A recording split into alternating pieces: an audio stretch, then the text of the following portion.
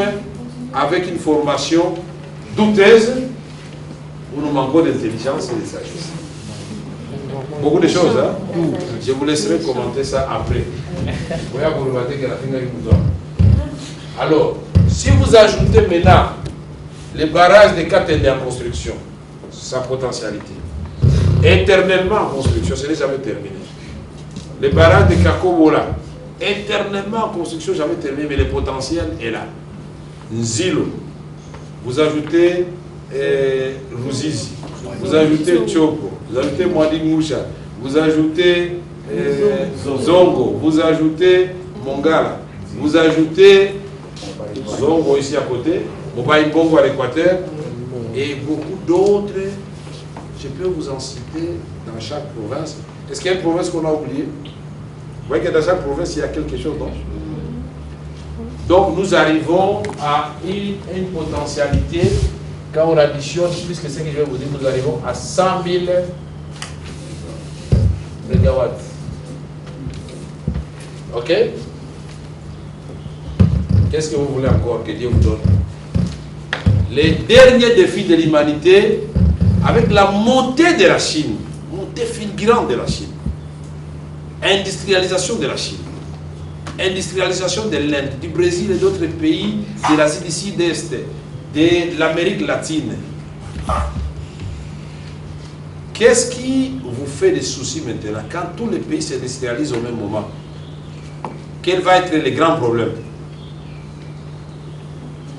Les industries utilisent quoi? En dehors de l'énergie, les industries pour fabriquer des véhicules, les industries utilisent quoi? Les matières premières. Ces matières premières sont quoi?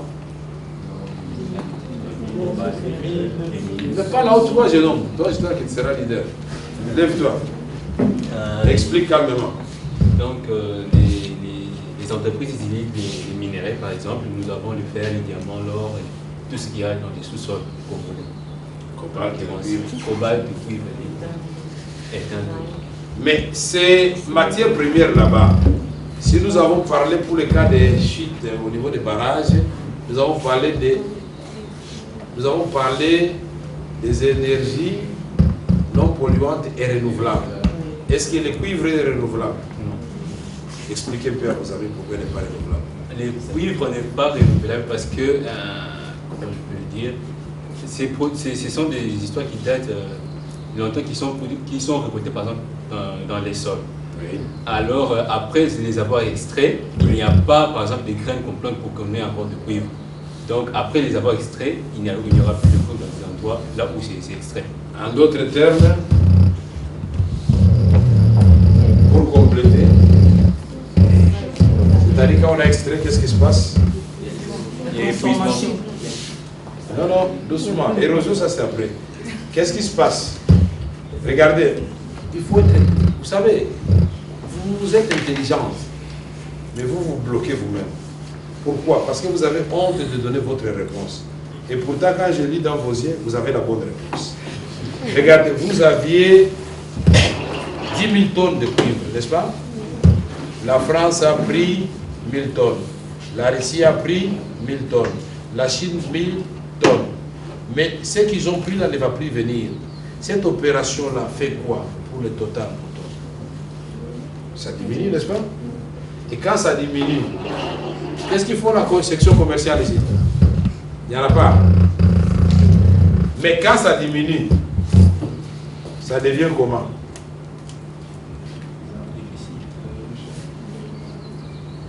Quand ça diminue, par exemple, vous aviez le cuivre qui plein dans cette maison. Quand on prend un quart, on prend un tiers, on prend la moitié, et puis on arrive, on prend 2 tiers, vous restez avec 1 tiers. Le cuivre là qui reste, est-ce qu'il a la même valeur qu'il avait quand vous en aviez? Non. Ça devient rare. Et la rareté confère la valeur au bien. Parce que, qu'est-ce qui va se passer? Le cuivre là a diminué sensiblement, Mais les mêmes acheteurs, les mêmes industries continuent à exercer la pression sur la cuivre. La demande, elle demeure. Vous comprenez? La loi de l'offre et de la demande. Quand la quantité diminue, en même temps que augmente, le prix augmente. Vous êtes d'accord? Alors, donc, c'est pourquoi vous voyez ces derniers temps, les cours du cuivre très cotés au top. On n'a jamais vu ça. Le prix de l'or au top, coltan au top. Donc, le Congo est arrivé au moment où il devait saisir sa chance. Faire de l'argent comme les Saoudiens et les autres avaient profité des bombes pétrolières. C'est notre boom maintenant des matières premières. Mais les gens passent le temps à s'insulter à la télévision. Au que perdait contre MLC. UNC contre... Est-ce que nous sommes contre quelqu'un? Je ne sais pas. Non, tel contre tel. Très bien. Alors nous disons ceci. Les quatrièmes, ça, nous avions dit c'était quoi? J'avais déjà dit pour les quatrièmes. C'était énergie propre. Hein? Alors les cinquièmes, c'est les matières premières. Ok? Est-ce que vous savez que l'arrivée vers les matières premières du Congo a créé une nouvelle race qu'on ne voyait pas ici. Hein? Avant, avec les indépendances, l'Europe et l'Amérique s'étaient répartis les tâches. Léopold II, c'était le gardien du temple. Hein? En 1885, après la conférence de Berlin, à cause de sa gestion cruelle, bastonnade, sévices, et il a fait, on a dit non, ce monsieur-là, on ne peut plus continuer comme ça, nous aurons la révolte des Noirs. Vous devez remettre l'État indépendant du Congo au Royaume de Belgique, qui va les gérer au mieux des intérêts de tous les grands, l'Allemagne, la France, les États-Unis d'Amérique, l'Angleterre, pour que chacun vienne épuiser ce dont il a besoin pour son développement. Nous les Congolais inconscients ne comprenons rien. Même nos frontières, on les a tracées sans nous. La répartition des rôles en ce qui concerne nos matières premières, c'est toujours sans nous. Maintenant, quand nous regardons aujourd'hui avec la Chine qui se réveille, vous allez au Katanga, vous allez voir, tiens, il y a beaucoup de Chinois aussi. À Kinshasa, il y a des Chinois. Avec les 5 chantiers, malheureusement, ils n'ont pas bien étudié le climat du Congo. Ils croyaient qu'ils étaient en train de construire dans le désert, parce que nous voyons que toutes les routes sont en train de partir pratiquement après les premières pluies. Et c'est là aussi la faiblesse des leadership. Moi, je serai président de la République démocratique du Congo, ou même ministre des Travaux publics ou Premier ministre. Les gens qui ont construit des routes pour lesquelles nous avons des cahiers de charges connus, parce que quand on fait des cahiers de charges, vous dites, voici ce que vous, le gouvernement congolais, vous me payez, et moi je vous dis quelle est la caractéristique de la route, telle semelle de macadam, telle semelle je ne sais pas de quoi, mais la route, sa durée est de 15 ans par exemple.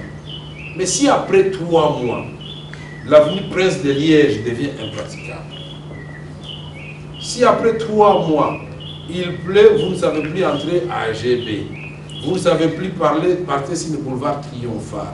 Les gens d'Indjidi ont toutes les eaux dans leur maison parce qu'on a surélevé les boulevards, sans se soucier d'évacuation des eaux pour sauver les populations. Les gens de Bandal, on a fait un pot qui réunit Bandal au quartier GB. Tout le monde a applaudi. Tant que Dame la pluie n'avait pas encore commencé. Et quand il a plu, c'est Pierre qui m'a dit, Président, est-ce que vous savez que les gens, puisqu'ils sont mes voisins, moi je dormais, bon, j'ai manqué un peu de solidarité, peut-être par manque d'information. Il dit, est-ce que vous savez que vos voisins ont passé la nuit sur le pont? Parce que toutes les maisons étaient pleines d'eau jusqu'à 1,50 m. Et les plus chanceux ont eu le temps de se sauver. Leurs biens non sauvés. Il y a eu des morts. Il y a eu des morts à Kingabwa.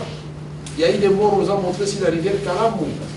Mais aucun conseil de ministre pour dire voici ce qui est arrivé, pourquoi est-ce qu'on ne peut pas interpeller les Chinois pour dire, monsieur, c'est bien, nous vous aimons beaucoup, mais faites-nous les routes selon les normes.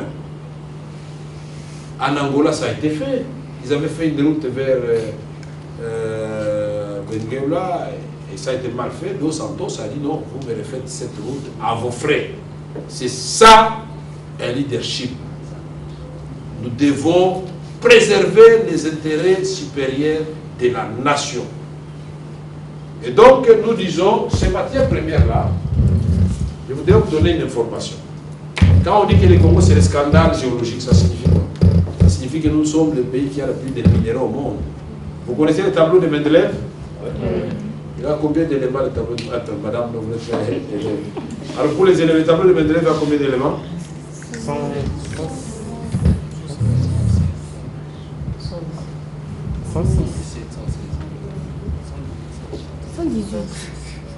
Qu'est-ce que vous avez dit? 118. 117, 118. Tableau de Mendeleev. Et vous savez que dans ce tableau de Mendeleev, vous avez le Congo à lui seul à 110 substances minérales. Est-ce qu'un pays comme ça existe au monde vraiment en dehors du Congo? Donc vous pouvez citer des mémoires, nébium, magnésium, manganèse, cuivre, or, cobalt, potassium, tout ce que vous voulez, platine, tout ça, ça se trouve au Congo et en quantité industrielle. Mais de quoi nous plaignons-nous? Qu'est-ce qui se passe à la tête de l'État? Un monsieur vient avec sa mallette et son blue jean, il signe le contrat, il prend une partie de la gécamine de gisement. Il quitte Kinshasa le temps de voler jusqu'à Londres ou bien à Hong Kong. L'après-midi de son arrivée, il prend seulement les titres congolais là. Il y a un exemple où on avait acheté un titre à 30 millions de dollars. On est allé les revendre à 850 millions de dollars. Donc là, la caisse du Congo a enregistré 30 millions de dollars, mais le monsieur là, il a enregistré 850 millions de dollars, moins 30 millions qu'il a payé de frais de voyage. Il s'est retrouvé avec 800 millions de dollars. Qu'est-ce que ça ne peut pas faire dans le domaine de l'éducation et de l'armée? Beaucoup de choses, n'est-ce pas? Donc, nous avons les minéraux, mais nous n'avons pas une politique appropriée pour que ces minéraux nous soient favorables et que ça nous apporte des solutions pour nos populations. Lula du Brésil, qu'est-ce qu'il a fait? Puisque chez eux, c'était aussi comme chez nous. Il a dit qu'il faut la rupture positive. Donc désormais, tout celui, américain, belge, français, canadien, chinois, russe, je ne fais pas de distinction. Moi, je n'ai pas d'amis. Mes amis, c'est ceux qui aiment les Brésiliens. C'est ça que nous devons voir. Je ne suis pas raciste, mais tous ceux qui aiment les Brésiliens sont mes amis. Ils peuvent même avoir la nationalité brésilienne. Maintenant, pour avoir accès aux minéraux brésiliens, vous devez chaque fois faire le transfert de 60% des technologies. Ça signifie quoi, mes enfants? Prenons l'exemple. L'usine Renault va installer ses installations en Algérie. Mais ils amènent les ingénieurs français. Ils amènent les bureaux d'études français. Les Algériens seront certainement les directeurs commerciaux. Ils seront là dans les bureaux, chargés de management. Mais du côté de la technique, ça sera le français. Ainsi donc, les Algériens vont rester sous le joug des Français sur le plan technologique pendant des années jusqu'au jour où ils vont se réveiller en disant non, il faut que nous apprenions comment fabriquer cette voiture. La Chine l'a fait de façon astucieuse. Il a envoyé ses meilleurs étudiants ailleurs et il a mené les histoires, ont décomposé, il imité. Vos parents que nous sommes, nous nous moquions de la Chine des années 70. Puisque quand vous avez le Jeep des Chinois, la durée de vie c'était 3 mois ou 4 mois, ça tombait en panne. Mais de l'autre, on n'a pas le vous voyez les gros camions qui circulent, n'est-ce pas? Il faut commencer par des CRR et puis on arrive à l'amélioration de l'affaire. Donc Lula l'a fait et tout le monde, puisqu'ils ont besoin de ça, ils vont se plier. C'est pourquoi nous avons dit, pourquoi pour les Katanga, on ne peut pas exiger aux Chinois, aux Américains et aux autres de venir fait les premières transformations du cuivre sur place. Pourquoi on va nous produire les câbles électriques avec les fils, avec les cuivres du Congo en Inde? Alors qu'on peut produire ces câbles électriques à Lubumbashi et il va nous coûter moins cher. Et on va avoir des câbles partout et tout le monde sera connecté. Pourquoi on doit faire partie des minéraux du Congo pour aller les transformer ailleurs? Prenons les coltans du Kivu. Est-ce que vous savez que les coltans du Kivu représentent, sur le plan mondial, retenez votre souffle, encore une fois un paradis, mais nous sommes un enfer au paradis. Donc, vous avez les coltans au Kivu. C'est 80% de toute la réserve mondiale, c'est trop au Kivu. Vous avez compris maintenant la guerre? Vous avez compris la guerre au Kivu maintenant? Si nous ne construisons pas l'État avec un leadership responsable, le Congo va disparaître. Et les gens vont entrer au Congo comme dans un marché et repartir. Et la première institution dissuasive de l'État, c'est quoi? Il ne faut pas me décevoir, j'étais déjà pointé. Quand vous avez beaucoup de richesses comme ça, la première institution à laquelle vous devez penser, c'est quoi? Pour que Kagame, Museveni n'entre pas l'armée. Il faut construire l'armée républicaine. Pas avec des militaires, vous regardez à travers la fenêtre, militaire à Zobetatourwana et puis ils t'arrêtent. Oh non, moi, bah, unité cigarette. Non, pas des militaires qui demandent des unités de cigarettes, non. Des militaires qui sont dans les casernes en dehors des villes. On construit des maisons salibres avec, pour les célibataires, une chambre. Pour les familles moyennes, des petites chambres. Pour les familles nombreuses, 3 chambres. Nous devons être humains avec soit des toilettes à l'intérieur ou des toilettes communes dans un premier temps avec un système d'entretien des camps. Une chose est de construire, mais l'entretien ne suit pas. Il faut un autre service au sein de l'armée pour entretenir. Et on va caserner les militaires. Mais on doit construire dans les camps de telle sorte que les militaires ne soient pas tentés de sortir tout le temps. Le foyer social pour leur maman avec des machines à coudre, ils apprennent aussi les métiers, les centres de santé pour soigner les mamans et les enfants, l'enseignement fondamental pour que ne fût-ce que l'école primaire, et même les CO, pourquoi pas, les humanités, les enfants étudient comme à l'époque à Badiadine que vous terminez, seulement vous pouvez penser à aller à l'université ailleurs. Est-ce qu'un militaire comme ça, qui a un salaire, prenons le cas de l'Angola, les derniers militaires en Angola touchent 1500 $. Les derniers militaires au Rwanda touchent plus ou moins 1500 $. En Angola, c'est plus ou moins, en Angola, c'est 1500. Au Rwanda, c'est plus ou moins 800 $. Nous avons posé la question quand nous étions à Dakar. Un caporal chef touche combien? Il touche 600 $. Maintenant, la question pour le Congo. 50 000. Mon directeur de cabinet, le colonel laquelle c'était un ancien colonel, je ne sais pas, quand vous avez quitté le colonel, il avait à peu près combien de colonel?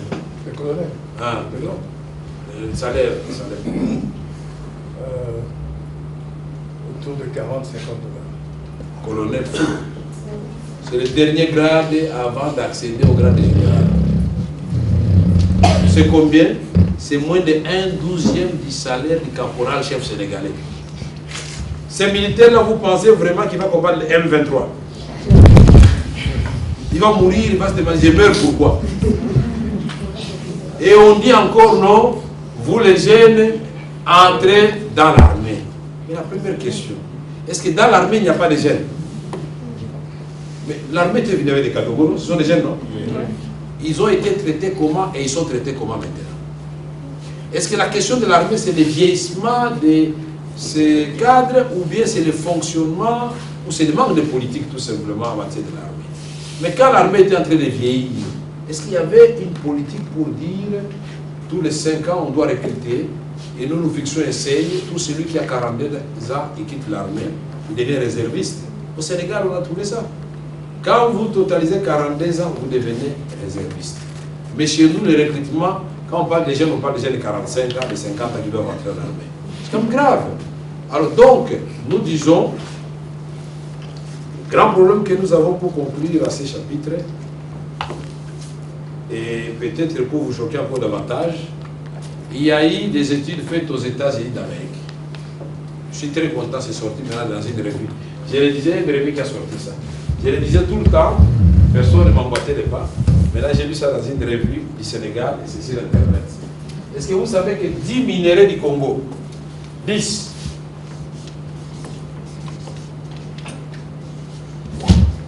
études menées par une université américaine, ces 10 minéraux choisis représentent 24 000 milliards de dollars en termes de potentialité.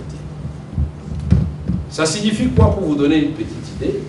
Vous prenez les produits intérieurs bruts de la richesse des États-Unis d'Amérique, richesse par câble produite, et vous prenez les PIB de l'Union européenne, c'est-à-dire France, Allemagne, Danemark, tous ces pays-là qui sont dans l'Union européenne, vous mettez ensemble, le Congo est au-dessus de, puisqu'il se situe à 22 000 milliards. Si vous dites à quelqu'un que le Congo est plus que les États-Unis d'Amérique, il va vous gifler, n'est-ce pas? Vous êtes un malade. En réalité, nous sommes plus riches, mais nous sommes plus irresponsables et notre leadership manque de vision, manque d'amour, manque d'humilité, manque d'intelligence, manque de générosité, manque des initiatives pour ce peuple de Dieu. Qu'est-ce que nous avons pensé faire? Nous avons pensé faire ceci. Le Congo, je ne sais pas, maître, ça fait longtemps que j'ai enseigné, si vous pouvez me retourner, c'est de part et d'autre. Hein? Maintenant, nous voulons aborder votre question. Vous pouvez aussi susciter en vous-même l'envie de devenir des leaders. Vous voulez être derrière tout le monde, mais vous voulez aussi jouer un rôle. Vous voulez jouer un rôle. Hein? Oui. Vous avez vu au Rwanda et partout, ce sont les femmes qui sont à l'avant-plan. Le président du Rwanda qui nous agresse chaque jour est très intelligent, il a compris, non. Quand j'envoie les femmes qui sont intelligentes, qui parlent bien, ils mettent notre ministre des Affaires étrangères en difficulté chaque fois. Les jeunes qui ont l'esprit du risque, quand ils vont dans les débats et quand ils veulent défendre leur pays, quand ils veulent aller construire, vous là, si on vous demande d'aller dans les Bandundu, vous allez prendre la Jeep, vous êtes en bonne santé, vous allez descendre et vous allez rester un mois pour suivre les travaux. Oui ou non? Oui. Je ne suis pas contre les vieux, mais chaque chose a son temps, n'est-ce pas? Alors, voilà ce que nous voulons faire. Nous avons dans notre société des cadres. Mais avant ces cadres, nous avons cette intelligentsia congolaise constituée des professeurs d'université et autres universitaires. Ok? Nous avons les cadres, la classe moyenne. Toujours en termes de classe. Hein? Donc ici est venu, tout le monde s'est mis au travail, n'est-ce pas? Oui. Alors, notre leadership sera constitué de la manière suivante. Je vais indiquer la place des jeunes. Dans notre leadership, nous avons les jeunes, nous avons les femmes. Et nous avons tous ces autres cadres. Ok? Alors, ici, les jeunes doivent être représentés.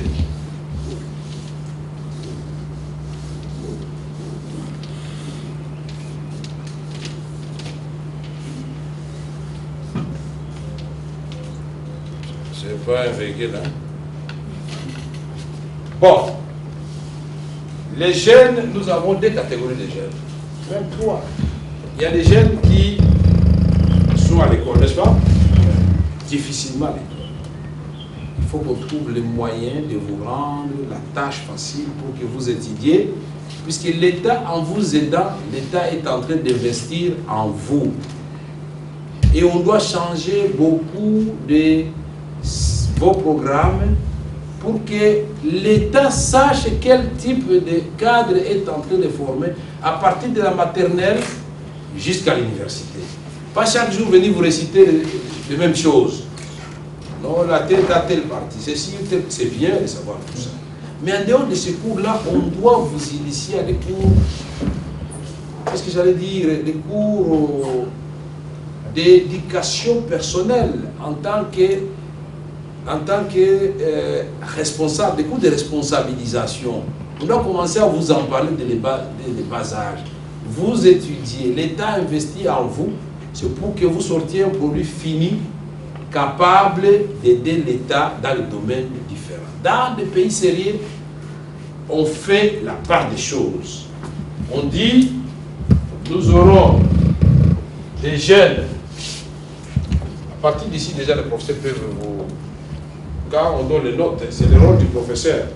On peut dire tel élite, tel surdoué, tel moyen, tel vraiment avec les mathématiques, avec la physique, peut-être dire ça devient trop compliqué. Qu'est-ce qu'on fait? Nous, on doit orienter les enfants, n'est-ce pas? Nous ne sommes pas dans un pays où tous les enfants doivent devenir des universitaires. Mais pour que les enfants ne deviennent pas tous universitaires, il faut créer de la motivation à tous les niveaux et éviter des tensions salariales entre ceux qui ont fait l'université et ceux qui n'ont pas fait l'université. Et vous allez voir qu'un jeune qui est conscient que moi, je vais aller me casser la tête en polytechnique, je préfère aller faire l'école professionnelle de Djili, parce que celui qui a fait l'ingénieur polytechnicien, il va toucher 3 000 $, mais moi qui ai fait l'école professionnelle de Djili, je toucherai 1 000 $. J'estime que je peux vivre avec mes femmes et mes enfants, non, indépendamment du fait que je vais évoluer encore dans ma carrière. Et à ce moment-là, donc, l'État doit pouvoir faire la part des choses. Il y a des élèves qui seront destinés à l'université, il y a des élèves qui seront destinés à des instituts supérieurs techniques, des instituts supérieurs pédagogiques, puisque vous avez des enseignants, n'est-ce pas? Il y aura des jeunes qui vont dans le domaine de la construction, dans le domaine de l'électricité, dans le domaine des ponts et chaussées, dans le domaine de l'électronique, ainsi de suite. Ici aussi, dans l'enseignement, la même chose. Il y en a qui seront destinés pour enseigner en section littéraire, section technique, section scientifique, ainsi de suite. Est-ce qu'on est d'accord jusque-là? Alors, nous avons les jeunes désœuvrés.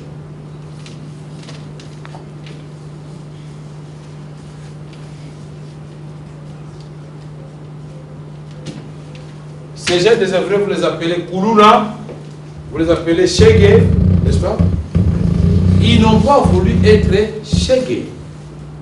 C'est peut-être un parent, c'est fréquent. Il est sur le boulevard, quand tout le monde est distrait, il abandonne le petit là-bas et il disparaît. Cet enfant grandit dans la nature avec toute la nocivité, toute la méchanceté inclue déjà dès le bas âge, mais c'est un danger pour la population. Qu'est-ce que nous devons faire de ces jeunes-là? Ce que nous devons faire de ces jeunes-là, il ne faut pas inventer la roue. Ces jeunes ont besoin de formation et de recyclage. Leurs têtes ne sont pas en mesure de supporter de longues études et de trop longues complications. Il faut leur donner des enseignements par rotation de 6 mois. Il y a une promotion de 6 mois qui vient, qui termine, mais quand l'État le fait, il sait que les 6 mois-là, les diplômés seront envoyés à Bongandanga pour aller faire soit la route, soit pour aller faire les champs, soit pour faire ceci. Mais le tout, c'est dans la motivation. Ils vont loger où là-bas? Ils vont toucher quoi là-bas? C'est ce que nous disons. Ces jeunes-là, nous devons recréer créer le service national. Et il y aura des modules de formation d'électricité, de maçonnerie, de charpente, et menuiserie, électricité, mécanique auto. Mais l'État doit les encadrer. L'État doit dire, pour tous ces jeunes qui sortiront de mes centres, ils auront dans un premier temps chacun un salaire, quand ils sont célibataires, de 50 dollars par exemple. Nous sommes un pays, au début, au niveau des revenus, je dis, des revenus sécrétés, sont pauvres. Mais il faut qu'on avance en cadence. Quand nous allons relancer la production, l'année suivante, ce que nous avons dégagé en surplus, ces jeunes-là peuvent passer de 50 dollars à 100 dollars. Alors, les jeunes, ici, quand ils évoluent, passent en deuxième année, et quand ils terminent complètement, ils disent, bon, salaire standard, 100 dollars. Mais on vous transporte jusqu'au lieu de votre travail et on va vous donner soit le doctorat dans un premier temps et on vous conduit avec l'outil de travail pour aller travailler. Est-ce que la production ne va pas augmenter? Alors, nous disons, ces jeunes ici, c'est ça le bras ici. Il y a ceux qui étudient comme vous, qui vont faire l'université, n'est-ce pas? Il y a les autres qui vont faire les centres de formation professionnelle. Il y a ceux qui vont faire les écoles professionnelles. Et puis, il y a ceux qui vont faire des recyclages dans les services nationaux. Vous voyez comment nous entendons encadrer la jeunesse? Mais, vous devez participer. Participer pour vous, c'est d'avoir de l'ambition. C'est d'étudier. Quand vous avez étudié, vous savez que c'est pour innover. Le terme était dans ce que nous avons dit. Pour innover, il faut que les gens suscitent cela en vous et vous donnent la matière, n'est-ce pas? Pour créer, c'est la même chose. Il ne faut pas venir commencer à faire ce que nous avons fait. Non. Il faudra qu'avec votre génération, on sente que vous êtes venus augmenter un plus par la façon de faire. C'est bon ou ce n'est pas bon? Non, tu as dit non. Toi, tu peux répondre à ta femme? Difficilement, oui. C'est non. Toi, tu peux répondre à ta femme? C'est non. Toi, tu peux répondre à ta femme? Hein? Non. Toi, tu peux répondre à ta femme? Je peux. Tu peux? Oui. Tu es sincère? C'est Pourquoi? Elle n'a pas demandé que cela puisse l'arriver, elle a été victime de ça, et si je la rejette, elle va beaucoup plus souffrir. Alors je dois la motiver, la demander, je dois encore plus l'aimer, voilà, pour que c'est déjà quelque chose qui est dans sa tête, et si je la rejette, elle va encore beaucoup plus souffrir.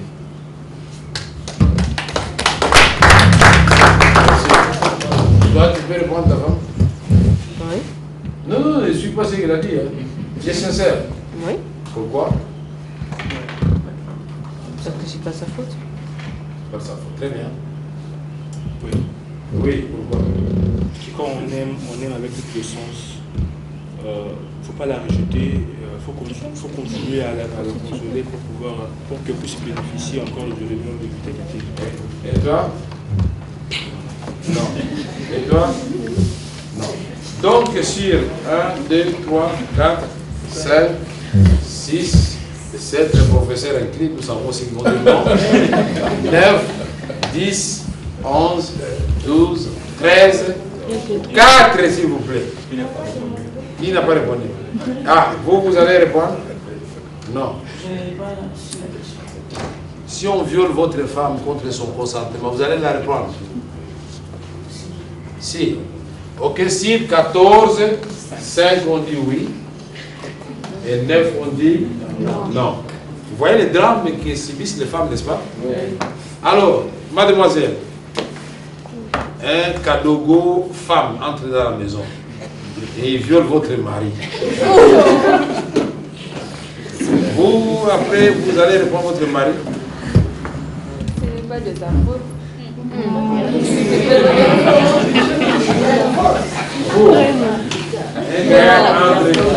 Un gars rentre dans votre maison. Non, non, c'est bon, regardez la caméra là-bas. Un gars rentre dans votre maison et il viole votre mari. Il met l'arme, il dit, monsieur là, allez, tu dois me violer. Ou bien c'est moi qui te viole. Allez, je te viole. Après toi, tu fais quoi? Non, dans le cas de l'homme, pour moi, je ne vais pas répondre. Tu vas pas répondre. Oh là là! Mais l'homme peut se défendre. Non, non, parle d'abord qu'on écoute. C'est ça, l'homme peut se défendre, mais la femme, non. Comment elle peut se défendre avec un fusil? Elle est armée. Vous pouvez répondre à votre mari qui est un militaire, femme, est venu pointer avec une arme. Vous pouvez le prendre. Pourquoi? Parlez à haute voix. Le viol, normalement, est considéré comme un accident. C'est considéré comme un accident. Comme ça. Et vous, elle est déjà fâchée avant de la question. Vous pouvez répondre votre mari? Non. Non. Et vous? Tu as déjà dit non. Elle avait dit oui. Nous avons combien de oui? Deux. Et vous? Oui, je peux répondre au mari. Vous avez influencé terre. Non, Pourquoi? non, je peux bien répondre au mari parce que ce n'est pas de sa faute. Et si peut-être que la femme était vraiment là beaucoup intimidée, par exemple, il n'a pas su se défendre. Et donc là, la femme l'a violé. Il n'a pas de choix, il n'a pas su se défendre. Je réponds au mari. Ok. Et vous? Oui, mais il y aura un peu de distance entre moi et lui. Il y aura des distances entre vous. C'est non? Et vous? Non. Non. Et madame, mademoiselle? Je réponds au mari. Préparez votre mari. Donc nous avons combien de filles ici? Ça fait 2, 3, 4, 5, 6, 7, 8, 9, 10. Sur 10, il y a 3 qui vont reprendre. Non, il y a 4. Hein? 4 qui vont reprendre leur mari. Mais là, quand vous avez comparé, chez les hommes, c'est 4 sur 9. Donc c'est 14. C'était ça, hein? 5 sur 14. Donc, quand vous faites la proportion, et chez les femmes, c'est 4 sur 10. Vous voyez que tout de suite, que les femmes sont plus tolérantes que les hommes, n'est-ce pas? Oui. Elles pardonnent facilement que les hommes. Ça traduit un peu le machisme des hommes. Moi, c'est un gars qui aussi, mais ce n'est pas de leur faute. Ça sera la matière de la prochaine fois. Je voudrais, nous devons savoir, chers enfants, que nous avons un pays merveilleux. Vous ne devez pas désespérer. Tous les grands pays du monde, avant de se développer, sont passés par ce que le Congo connaît aujourd'hui. Le déclin moral, le déclin managérial, le déclin de leadership, mais vint toujours un homme avec un groupe qui opère des ruptures positives dans tous les domaines pour dire ça, plus jamais au Congo. Pourquoi ailleurs ça marche et chez nous ça ne marche pas? Nous allons engager notre peuple sur le chemin du développement. Et là, les jeunes que vous êtes, c'est depuis le banc de l'école que vous devez être inventifs. C'est depuis le banc de l'école que vous devez commencer à faire des rêves. Vous devez avoir des ambitions pour votre pays. Vous devez dire, améliorons chez nous pour que nous restions chez nous. Les enseignants, c'est tout un système. Quand nous faisons la rupture, c'est pour dire que nous allons revoir toutes les failles de l'ancien système pour mettre un nouveau système en place. À l'époque, quand on parlait d'un enseignant, l'époque de nos parents, l'enseignant c'était l'homme riche du quartier. Il mangeait bien, il avait sa chemise blanche, pantalon tergal noir, ceinture noire, chaussures noires, peut-être chaussettes blanches ou noires, mais bien cirées les chaussures. Soit il a son vélo, soit il a sa Vespa, soit il est à pied. Et quand vous, l'élève, vous rencontrez l'enseignant, vous prenez une position appropriée pour le saluer. Mais aujourd'hui, ce n'est plus le cas. Oh, Maître Boni, je ne suis pas trop mal. Vous appelez vos parents pour venir engueuler les enseignants. À notre époque, c'était impensable. Donc, la formation du nouveau leadership et des jeunes qui doivent s'engager et qui doivent innover et qui doivent être créatifs, c'est aussi la responsabilité de nous, les parents. Pierre le sait très bien. Mes enfants étaient venus me voir. Ah non, papa, nous avons une dame là-bas à l'école. Nous pensons qu'elle est raciste. Ah bon? Expliquez-moi, mais elle est raciste comment? L'enfant m'explique, je prends d'abord ce note, je regarde, je dis, j'ai compris. Je prends l'enfant, je l'amène à l'école.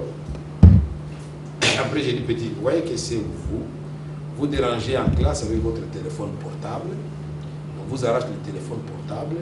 Vous dites qu'il est raciste. Alors que moi, je vous ai déjà dit, pas de téléphone portable. Donc, ce téléphone portable, j'en fais cadeau à votre enseignant. Et nous rentrons à la maison. Cet enfant respecte désormais l'enseignant. Mais si vous, parents, vous venez avec les enfants, vous dites, oui, monsieur, est-ce que vous savez, mes enfants, combien je tiens à mes enfants? Vous vous êtes permis d'engueuler mon enfant? Qu'est-ce qui se passe? Là, on est en train de tuer la jeunesse que vous êtes.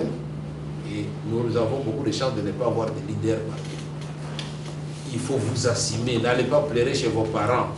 Et quand les enseignants sont durs avec vous, c'est pour vous former. Moi, à l'époque, je ne comprenais pas. Mon père, à un moment, j'ai failli me dire que vous n'êtes pas mon père. C'est quand je suis arrivé en 6e des humanités que je compris. Ah, ce monsieur est en train de me former à de grandes responsabilités. Et je n'ai pas eu honte d'aller me dire, papa, j'ai compris pourquoi vous étiez très dur avec moi.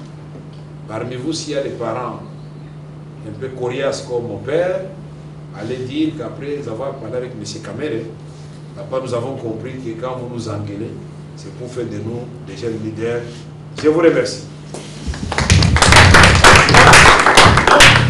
J'ai cité le nom de quelqu'un? Non. En suivant tout ça, nous avons découvert que le président Kamere a couvert tous les principes que nous pratiquons ici.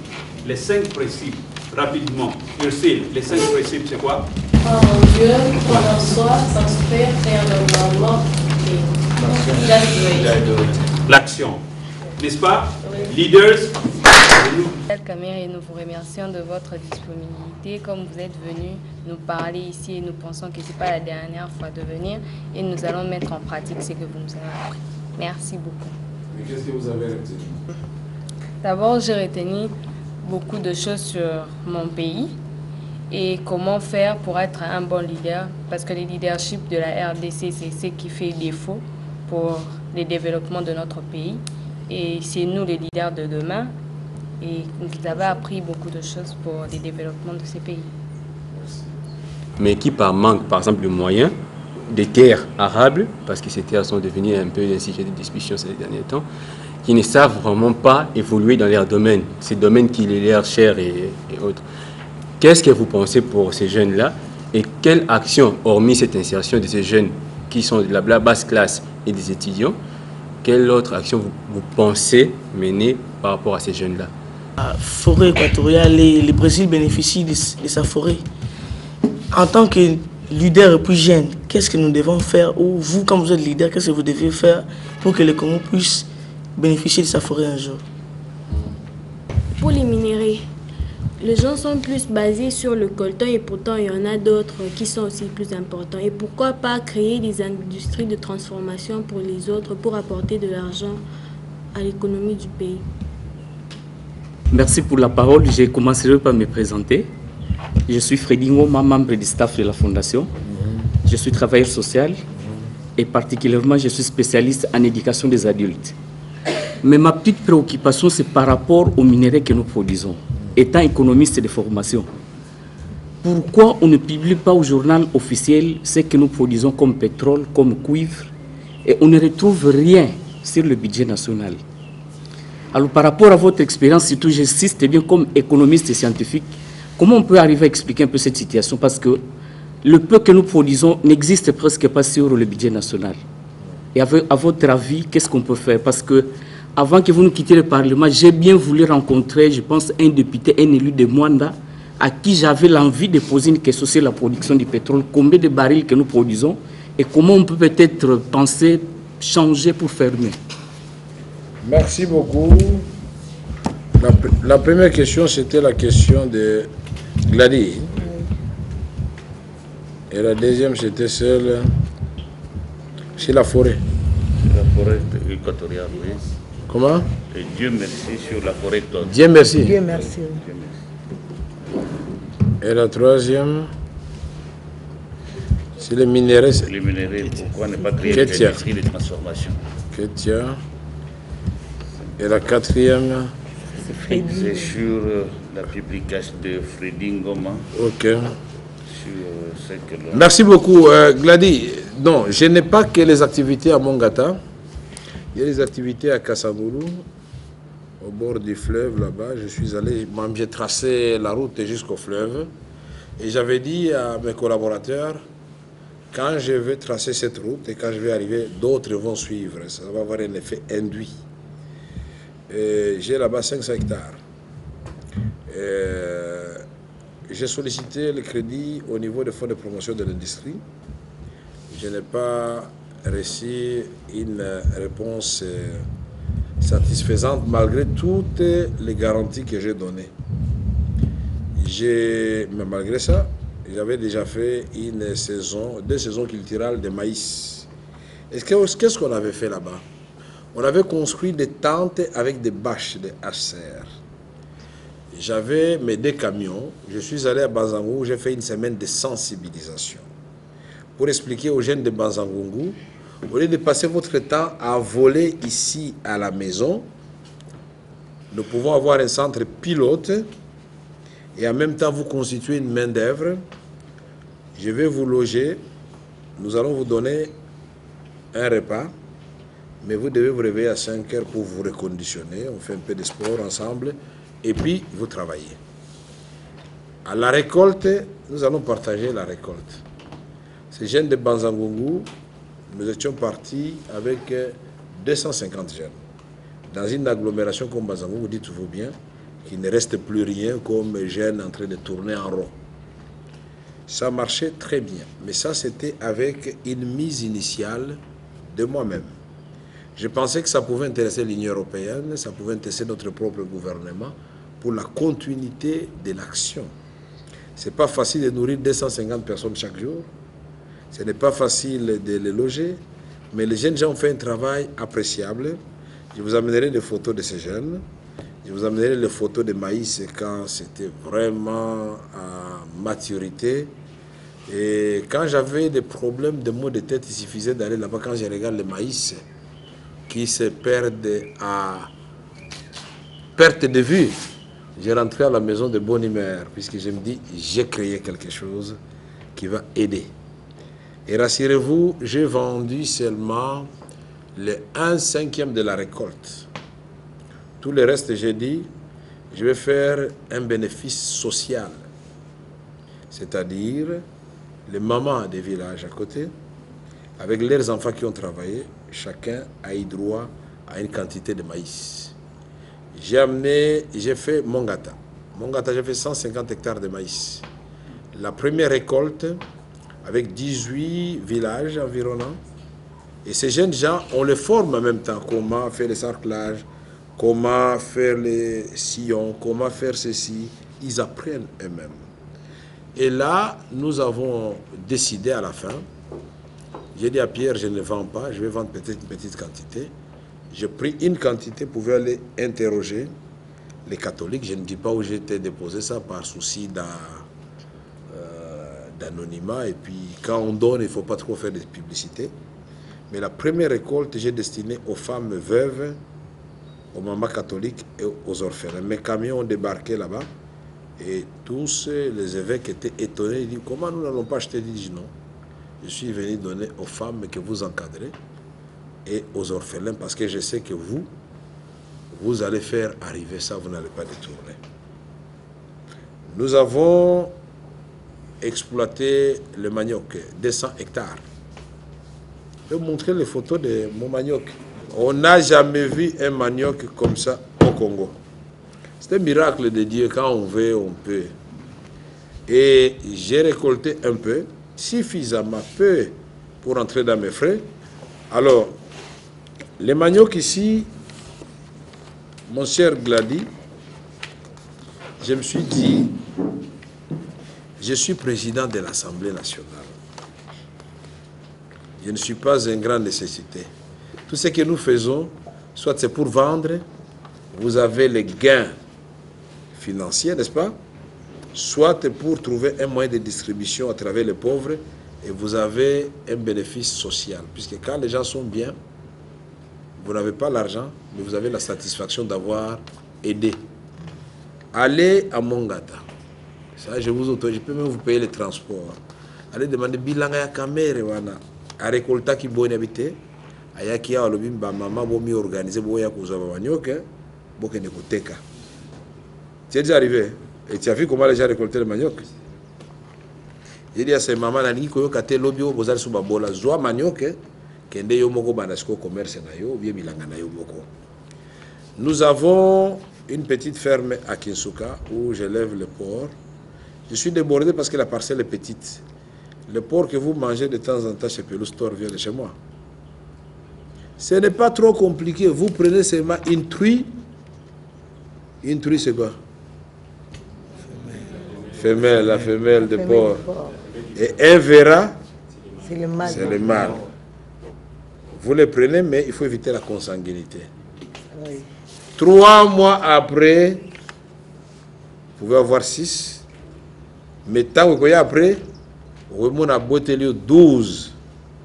Et puis, vous êtes étonné, à la fin de la première année, ah non, non, j'ai déjà 50 porcs.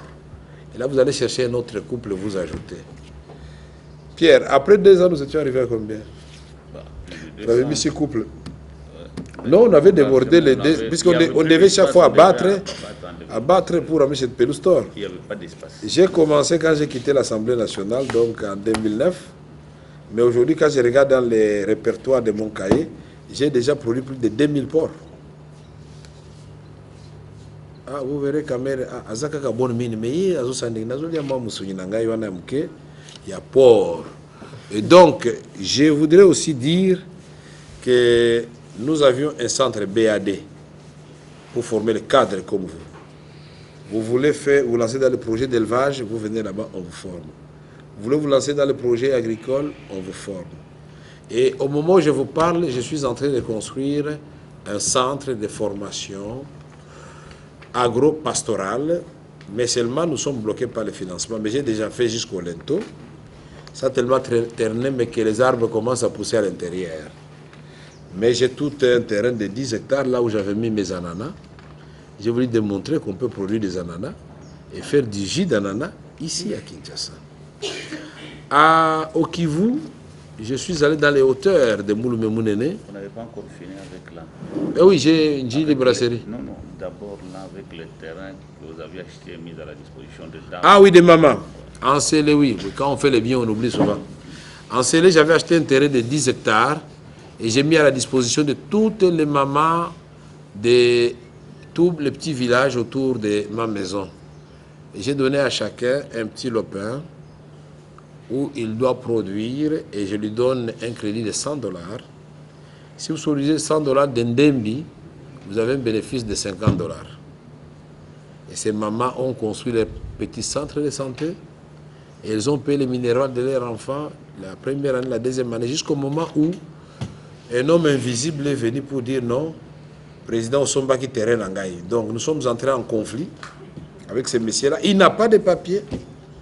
Ça fait 4 ans que les mamans sont paralysées, alors que j'avais déjà construit des conduites d'eau, des puits d'eau, j'ai acheté des arrosoirs, j'ai mis la motopompe sur la rivière.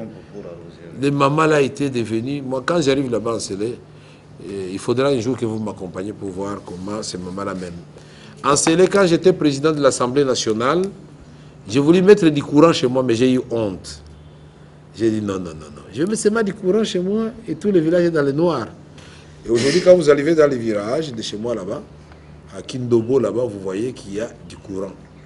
Et le taux de naissance a diminué. Puisque moi, j'ai demandé toujours la question. Il y avait toujours des petits-enfants dans chaque parcelle et des filles de 15 à 16 ans enceintes. Parce que la nuit tombait à 18h et les gens n'avaient pas autre activité que de procréer. Est-ce que je n'ai pas contribué quand même? Si, si. Je voudrais dire que j'ai beaucoup de choses. Je suis en Gili Brasserie aussi, là où j'ai mis les arbres fruitiers. Je suis au Kivu avec des fermes, avec des vaches de race, et avec des chèvres, mais j'ai aussi des moutons, mais qui ont été décimés par l'épidémie. J'ai fait le mélange des moutons maliens et sud-africains, Ça a été décimé par l'épidémie, mais je vais recommencer, je ne me fatigue pas, c'est l'expérience. Alors la deuxième question de notre ami Dieu merci, la forêt. Notre forêt, il nous faut vraiment revoir les codes forestiers. Et il nous faut l'appliquer, puisqu'il est fait obligation d'abord à tous ceux qui coupent les arbres de reboiser. Ça, c'est au niveau microéconomique. Mais au niveau national, l'État doit avoir une véritable politique pour faire la promotion de nos forêts et réclamer notre contrepartie. Il y a eu le sommet de Copenhague et nous étions absents, représentés par l'Éthiopie. Est-ce que c'est normal ça?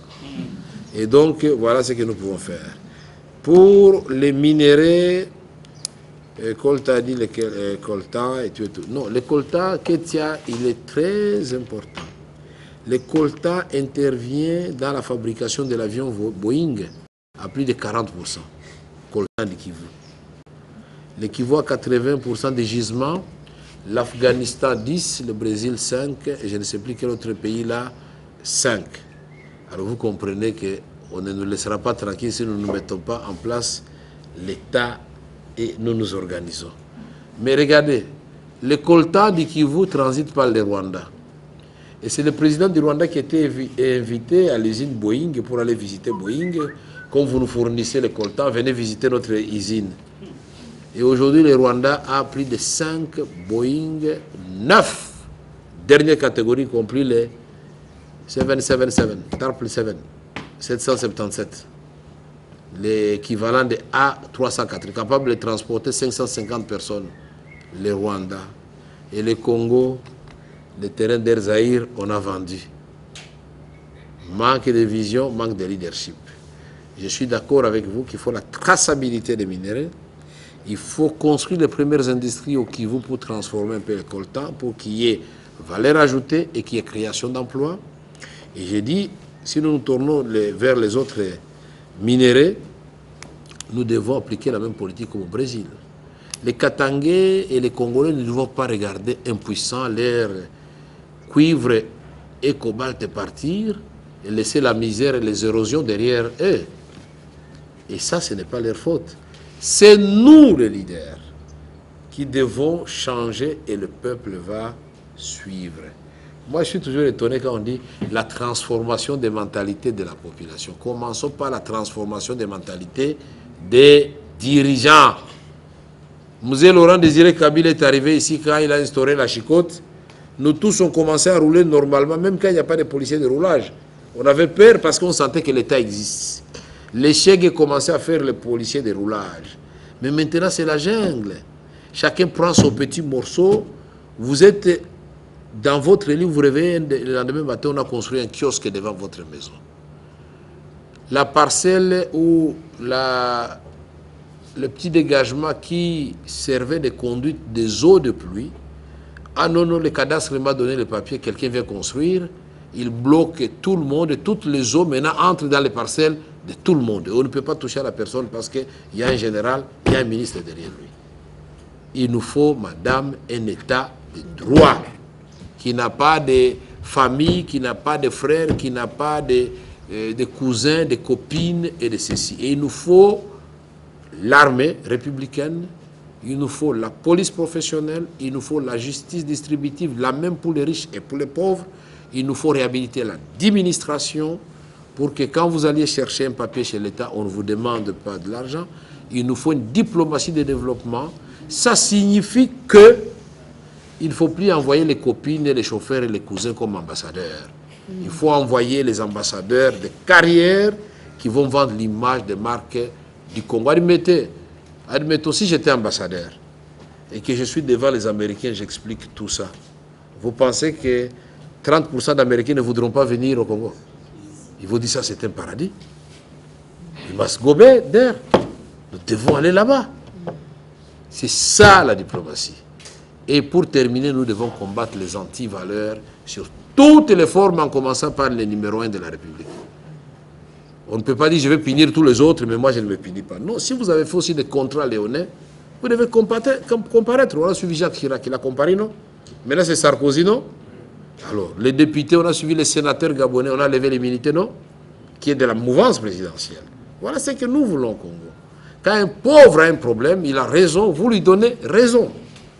Et donc, ne désespérez pas, mais je voudrais profiter de l'occasion que vous me donnez pour vous souhaiter à vous-même, mes filles, mes garçons, mes enfants, madame et tout le staff de la Fondation, vous souhaiter bonne et heureuse année 2013. Que cette année soit pour vous l'année de l'éveil de conscience. Que nous puissions tous vous encourager dans ce que vous faites. Ça manquait au Congo. Ça apparaît quelque chose d'anodin, mais c'est très important. C'est comme ça que l'Amérique s'est développée, avec des centres de formation des leaders et pour inculquer aux jeunes les valeurs patriotiques et civiques.